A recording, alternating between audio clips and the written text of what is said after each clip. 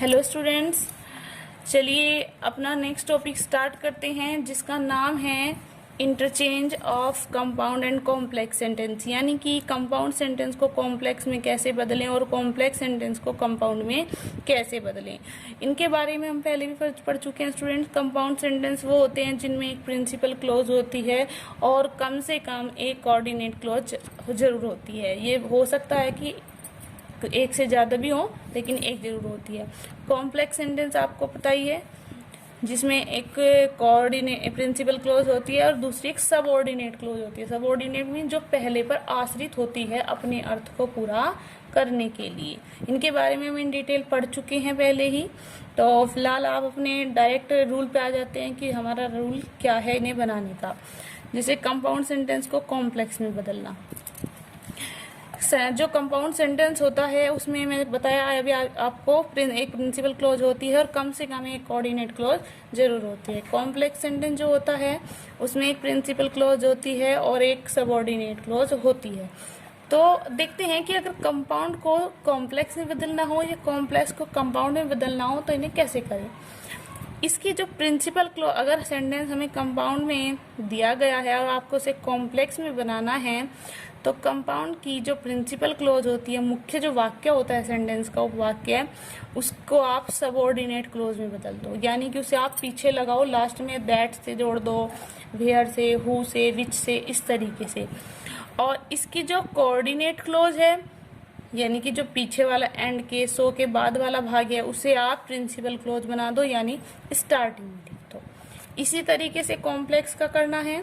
Complex sentence में भी principal clause के को आप कोऑर्डिनेट में बदलो और सबऑर्डिनेट क्लॉज को प्रिंसिपल में बदलो। इनका आपस में इंटरचेंज अगर आप कर लेते हो तो कंपाउंड को कॉम्प्लेक्स और कॉम्प्लेक्स को कंपाउंड बनाया जा सकता है। एग्जाम्पल देख लेते हैं।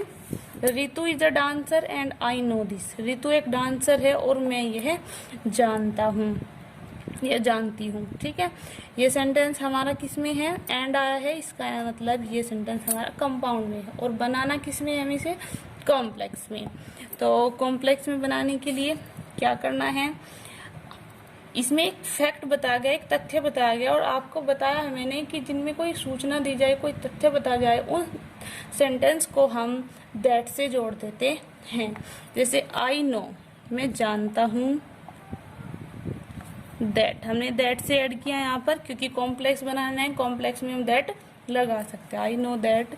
अब पीछे का सेंटेंस देखो, मैंने जैसे आपको इसमें बताया था, जो इसकी प्रिंसिपल क्लॉज है इसे हम पीछे लिखेंगे सबऑर्डिनेट बनाकर, और जो ये हमारी कोऑर्डिनेट क्लॉज है इसे हम प्रिंसिपल क्लॉज बनाकर स्टार्टिंग में लिख रहे हैं।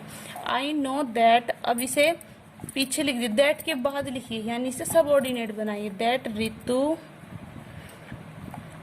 Is a dancer. चलिए नेक्स्ट सेंटेंस देखते हैं।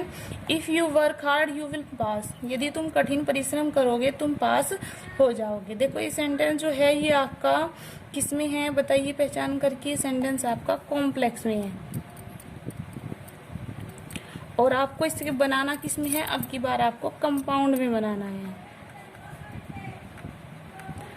उसमें अपोजिट था, इसमें आपने क्या किया, इसमें आपने कंपाउंड से कॉम्प्लेक्स बनाया।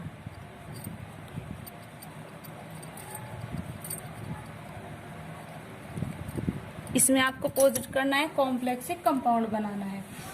तो यदि आप कठिन परिश्रम करोगे तुम पास हो जाओगे। ठीक है, तो हम इसे कैसे लिख सकते हैं, यू विल पास, क्योंकि हमें इसे क्या बनाना है, प्रिंसिपल क्लॉज लास्ट वाली को। तो आप लिखिए यू विल पास, तुम पास हो जाओगे। अब हम इसे ऐसे कौन से कंजक्शन से जोड़े जो कंपाउंड में आता है,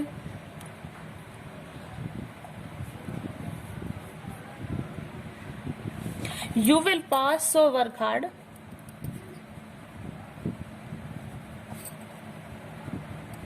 तुम पास हो जाओगे इसलिए कठिन परिश्रम करो। या हम इसे उल्टा भी लिख सकते हैं, work hard so will you will pass. हम इसे ऐसे भी लिख सकते हैं और करके,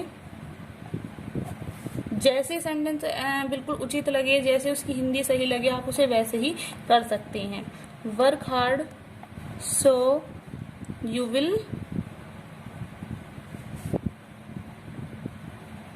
पास।